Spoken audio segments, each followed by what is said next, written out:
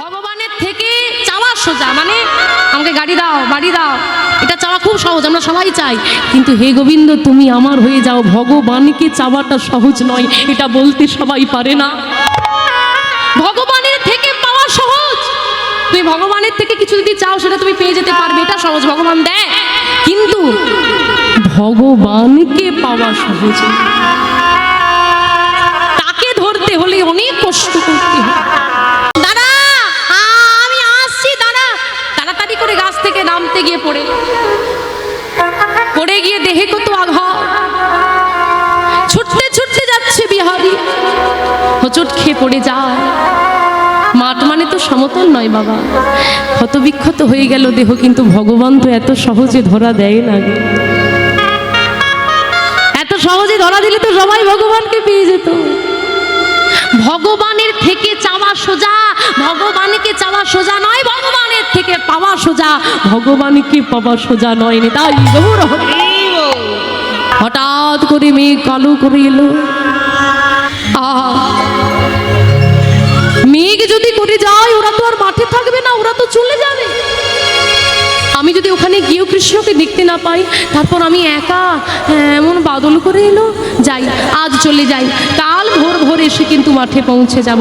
পরের দিন ভোরবেলা গিয়ে যখন মাঠে পৌঁছে গেল, দেখলো কেউ বৃক্ষ উপরে উঠে দেখছে অনেক দূরে কৃষ্ণকে দেখা যাচ্ছে। সেখানে যেতে গিয়ে সন্ধ্যা হয়ে গেল, যেতে পারলো না। পরের দিন সেইখানে পৌঁছে গিয়ে দেখলো ভগবান। বিহারীর অনুভব হলো কৃষ্ণই আমার আশেপাশেই আছে, কিন্তু আমাকে ধরা দিচ্ছে না। কিন্তু কেন ধরা দিচ্ছে না? আচ্ছা বুঝেছি, গুরুদেব বলেছিল, কি বলেছিল, কখন ধরা দেবে? হ্যাঁ, কখন ধরা দেবে? যদি ভালোবাসার মতো ভালোবাসতে পারি, ভালোবাসার মতো ভালোবাসলে তবে পাওয়া যাবে। মনে হয় আমি ভালোবাসতে পারিনি। দাদা ও দাদা, দাদা কে? ভাই তুই? তোমার জন্য প্রসাদ নিয়ে এলাম না। যে ভাই আমার সঙ্গে খেলতে চায় না, কথা বলতে চায় না, কিসের রাজ? বেশি ভালোবাসে বাবা, সে আমার জন্য প্রসাদ নিয়ে এসেছে। আয় আয় বস। ভাই তোকে আজকে একটু বেশি কালো লাগছে। রোদে রোদে এসেছি তো, তাই মনে হয়। না, সেবা করে না। বিহারী পলক ফেলতে পারছে না, তাকিয়ে আছে। ভাইকে এত সুন্দর লাগছে। আর ভগবান গোপাল বেশি, ভগবান একটু একটু করে প্রসাদ ভগবানের বদনে দিচ্ছে, ভক্তের বদনে দিচ্ছে। আমি তোমাকে এত ভালোবেসে খাইয়ে দিলাম, তুমি একটু আমাকে কই খাইয়ে দিলেন না তো? ও দাদা, হ্যাঁ আমায় দেবে না সেবা? ভাবো, উচ্ছিষ্ট ভগবান, ভগবানের যেটা প্রসাদ হয়, ভোগ লাগে, আমরা সেটা সেবা করি আনন্দের সহিত। আজকে যেটা ভক্ত সেবা করছে, ভক্তের উচ্ছিষ্ট প্রসাদটা, মহাপ্রসাদ যেটা হয়ে গেছে, সেটা আবার আমার ভগবানের সেবা করছে। নিতাই গৌর হরি হরি। আর ছোট্ট ছোট্ট বাচ্চাদের হাতে সেবা করে দেবেন, বদনে যাই কম, দুজনে গায়ে মেখে ফেলেছে। তাহলে আপনি চিন্তা করুন, একটা ছোট্ট ছেলে, বিহারীর থেকে ছোট, সে একটা পাত্র এনেছে, মানে পাত্রটা কত বড় হবে, তাতে কতটা প্রসাদ থাকবে। দুজনের সেবা করেই যাচ্ছে, গায়ে মাখছে, প্রসাদের শেষ হচ্ছে না। ওকে এই জন্যই তো বলে ভগবানের লীলা অপ্রাকৃত লীলা, প্রকৃতির সঙ্গে, প্রকৃতির কোনো নিয়মের সঙ্গে তুমি তাকে মেলাতে পারবে না। হঠাৎ করে তার ভগবানের ভক্ত, ভগবানের যে ভালোবাসায়, ভালোবাসায় ডুবে গেলে সময়ের খেয়াল থাকে না। এই যে বসে এতক্ষণ নাম শুনছো, জানো কতটা সময় হয়েছে? মনেই হয় না, মনে হয় না। তো ভগবানেরও টাইমের, আমরা তো ভক্ত, ভগবানের টাইম মনে নেই। তিনি শুনতে পেলেন যে মন্দিরে আবার ভক্ত আসা শুরু হয়েছে। এখনো যাবেন, মধ্যাহ্নকালীন দরজা বন্ধ থাকে, ওই 4টে 4:30 করে, ভক্ত বেশি থাকলে 4টে, নাহলে 4:30 খুলে দেয়। তো মনে হলো তার যে ভক্ত আসা শুরু হয়েছে, মনে হয় আজকে তাড়াতাড়ি মন্দিরটা খুলে দেবে, আমাকে চলে যেতে হবে। তাড়াতাড়ি করে ভগবান যেই না উঠে পড়েছে, গোপাল বেশি হাতটা ধরে বিহারী বলছে, কোথায় যাবি? বস। দাদা বাড়ি আমি তোকে যেতে দেব না। কেন? কেন মানে নিজের দিকে তাকিয়ে দেখ, তারপর বলবি। সর্বনাশ, ভগবান সর্বনাশ করে ফেলেছে। কি করেছে গো? কার বেশ ধারণ করেছে? হ্যাঁ, গোপালের বেশ ধারণ করেছে। আরে গোপালের বেশ ধারণ করলে হবে বিশেষ শৃঙ্গার, তো অলংকার আদিগুলো তার তো খুলতেই আর মনে নেই। তাই ওর হরি এত অলংকার আদি পরে এসেছিস, যদি কেউ খুলে নেয় একা যেতে দেব না। এই রে, দাদার সঙ্গে গেলে হবে না, দাদা একা যেতে দেবে না, লাগবে একজন সঙ্গী। যোগমায়াকে স্মরণ করেছে। আর যোগমায়া যেই না পথ ধরে হেঁটে যাচ্ছে, হ্যাঁ, ব্রজবাসী সেজেছে, ব্রজগোপী সেজেছে যোগমায়া। ব্রজগোপী সেজে ওই পথ ধরে হেঁটে হেঁটে, তুই যদি ভেবে থাকিস কৃষ্ণ কষ্ট দিলি আমি তোকে ভুলে যাব, ভুল ভাবছিস। তুই আমাকে যত কষ্ট দিবি আমি তোকে তত ভালোবাসবো না। আমি তোর সঙ্গে কাজ করতে চাই না, আমি তোর বন্ধু হতে চাই না, আমি দেখতে চাই কতটা কষ্ট পেলে তুই কাছে আসতে পারি। আমিও তো দেখি। দিবারাত্রি কৃষ্ণ কৃষ্ণ কৃষ্ণ কৃষ্ণ কৃষ্ণ কৃষ্ণ বলতে বলতে বিহারী এখনো উন্মাদ। ঘরে মন বসে না, কোনো কাজে মন বসে না, উন্মাদ হয়ে গেছে। আর ভক্তের কষ্ট দেখে আজকে একাদশী তিথি। বিহারী যাচ্ছে মাঠে গরু চড়াতে। শোন, এই বিহারী দিকে, গরু চড়াতে যাচ্ছিস, তোর ভালো লাগে না? যে আমার কোথাও ভালো লাগে না বাবা, আমার ঘরেও ভালো লাগে না, মাঠে গেলে তবু ভালো লাগে। এটা তো মনে হয় কৃষ্ণও মাঠে আমিও মাঠে, যদি দেখা হয়। তোকে যে কি বলি। আচ্ছা যাকগে, মাঠে যাচ্ছিস যা। তবে শোন, আজকে তো একাদশী, শুকনো চিড়িয়ে চাল ভাজা মুড়ি আমি কিছুই দিতে পারবো না, কারণ পঞ্চশস্য বর্জনীয়। যেটা কাজ করবি, তুই সামনে পথের ধারে সামনে মাঠে থাকবি, আমি গিয়ে মধ্যাহ্নকালে প্রসাদটা দিয়ে আসবো। এত ভোরবেলা তো প্রসাদ এখনো হয়নি বা, প্রসাদটা আমি তোকে দিয়ে আসবো। আচ্ছা বাবা, বেশি দূরে যাবি না, আমি যেন গেলেই তোকে দেখতে পাই। ঠিক আছে। আজকে বিহারী এসেছে মাঠে গরু চড়াতে, সেবার ব্যবস্থা হয়েছে, গোবিন্দের ভোগ লেগেছে। কিন্তু এত ভক্ত কোনোদিন হয় না, এত ভক্ত হয়েছে, আর ভক্তের সেবা দিতে দিতে ভুলে গেল আসল ভক্ত মাঠে বসে আছে। ভগবান অপেক্ষা করতে লাগলো, কখন যাব কখন যাব। আর এদিকে বিহারী বসে বসে মাঠে কাঁদছে, কৃষ্ণ কবে আসবি, কখন আসবি, কখন আসবি। আর ভগবান অপেক্ষা করছে, কখন যাব কখন যাব কখন যাব। আজকে বিশেষ দিন, বিশেষ শৃঙ্গার হয়েছে আমার গোবিন্দের। শৃঙ্গার মানে সাজানো। হ্যাঁ, যেই না মধ্যাহ্নকালীন দরজাটা বন্ধ হয়ে গেল, এক মুহূর্ত দেরি নয়, মন্দির ছেড়ে হাঁটতে হাঁটতে বেরিয়ে আসছে ভগবান। কিন্তু এইভাবে আমি যদি ঘরের বাইরে যাই, এই মন্দির থেকে বাইরে যাই, সবাই আমায় চিনে ফেলবে। কি করি এখন? সেবা ইচ্ছা করে ছেলের নামটা গোপালের বেশ ধারণ করে হাতে প্রসাদের পাত্র নিয়ে চলে এসেছে মাঠে। ভারী দুষ্টু ছেলেটা, ওই তো শান্ত না। ঠিক আছে, যাচ্ছিস যা, গলার গজমতির হার আর হাতের বালাটা খুলে দিয়ে যা। এতেও তো বিপদ আছে। না আমি খুলবো না। তাহলে বস, আমার সঙ্গে যাবি। তাহলে জলে কুমির ডাঙায় বাঘ। অবশেষ ভগবান কোনো উপায় খুঁজে না পেয়ে গলার গজমতির হাতের বালা খুলে দিয়ে চলে এসেছে।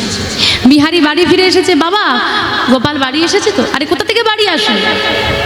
হ্যাঁ, গোপাল বাড়ি আসে না? আরে কি বাড়ি আসে? বাড়িতেই তো আছে। গোপাল মাঠে গিয়েছিল আমার কাছে। না, গোপাল তো আমার সঙ্গে ছিল। এই আমি ঘুম পাড়িয়ে দিয়ে যাচ্ছি মন্দিরটা খুলবো বলে, দেরি হয়ে গেল।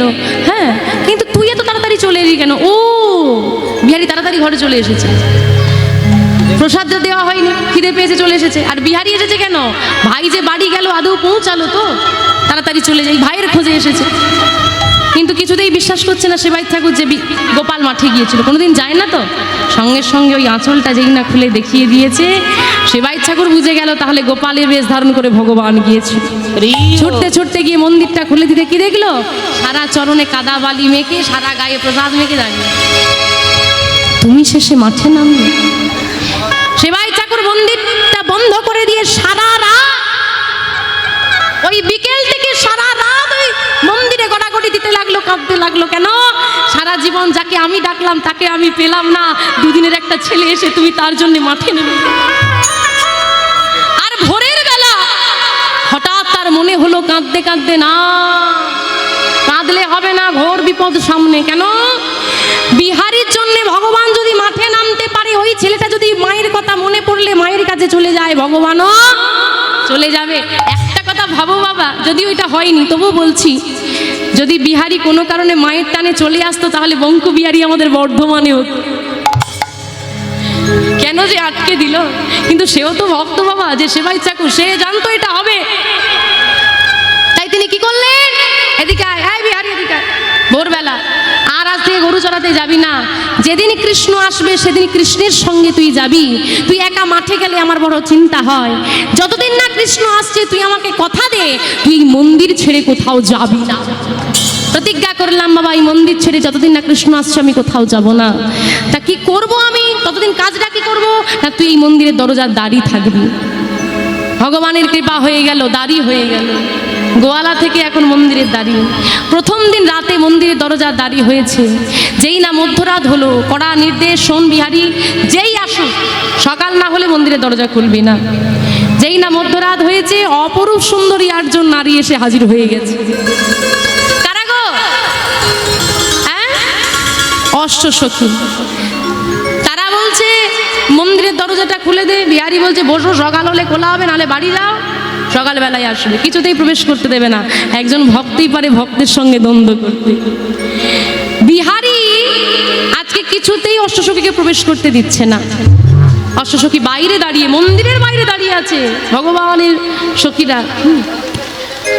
হে গোবিন্দ, বেলা তো বয়ে যাচ্ছে, রাত্রি নিশি পার হচ্ছে, প্রতিদিন তোমার সেবা দিয়ে আজকে তোমার ভক্ত বাধা দিয়েছে, তুমি কৃপা করো, তুমি কিছু করো, না হলে আমরা ফিরে যাচ্ছি, আমাদের সেবা দেওয়া হবে না, সময় হয়ে গেলে তার হবে না, সময় পেরিয়ে গেলে ভোরের আলো ফুটে।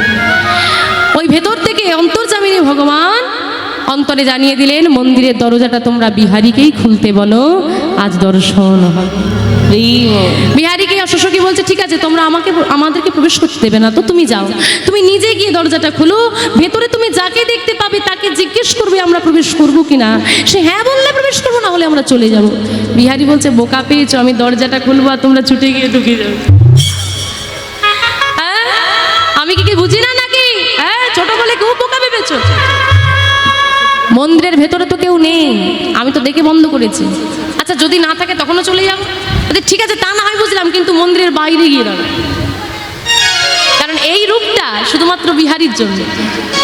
ঠিক আছে, বিহারি বলছে যদি ছেলে ঢুকে যায় আমি দেখবো, তারপরে তোমাদেরকে ডাকবো, তোমরা বাইরে গিয়ে দাঁড়াও। মন্দিরের বাইরে এসে দাঁড়িয়ে রইল অষ্টসখী।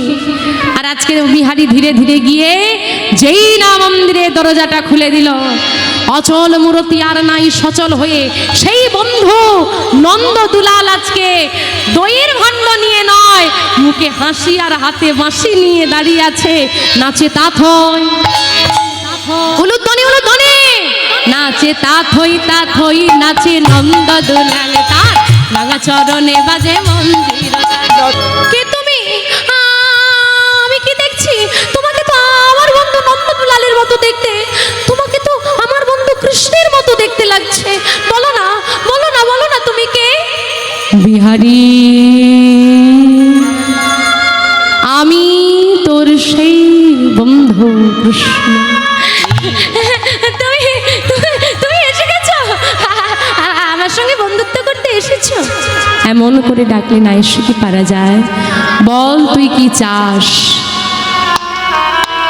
এতদিন গরু চড়িয়েছি, তার মাইনেটা আগে দাও, তারপরে কি চাইবো পরে। হয়ে গেছে ও বাবা, এতদিন গরু চড়িয়েছে, আগে মাইনেটা দাও, বাকিটা পরে হবে। কি চাস? আমার মায়ের অভাব মিটাইয়ে দাও। কথা দিয়েছিল, মায়ের অভাব মিটে গেল। আমার মাকে শেষ দিনে হাতে ধরে পারাপার করে দিও, মায়ের দুঃখ মোচন করো। আর কি চাস? যদি কিছু দেবার হয় তুমি আমার হয়ে যাও, আমাকে তোমার করে নাও। এ জগৎবাসী জানে তোমার 24 জন সখা, 24 জন সখা ব্যতীত আমি যে তোমার এক বন্ধু, তাও যেন জগৎবাসী জানে। সেই দিনে মাধব বলেছিল, বেশ, অষ্টসখীকে সাক্ষী রেখে, যোগমায়াকে সাক্ষী রেখে বললেন, আজ হতে মাধব রূপে আমি বৃন্দাবনে পরিচিত ছিলাম। এতটুকু ছেলে এভাবেও যে আমাকে বন্ধুরূপে পাওয়া যায়, আমিও যে কারো বন্ধু হতে পারি, তার দৃষ্টান্ত হয়ে থাকবে এই বৃন্দাবন। দুই বন্ধু যেমন এক হয়ে যায়, এই মাকে আর বিহারীলাল এক হয়ে গিয়ে আজ হতে আমার নাম হবে বাঁকে বিহারীলাল। বলিয়ে বাঁকে বিহারীলাল কি, বাঁকে বিহারীলাল কি।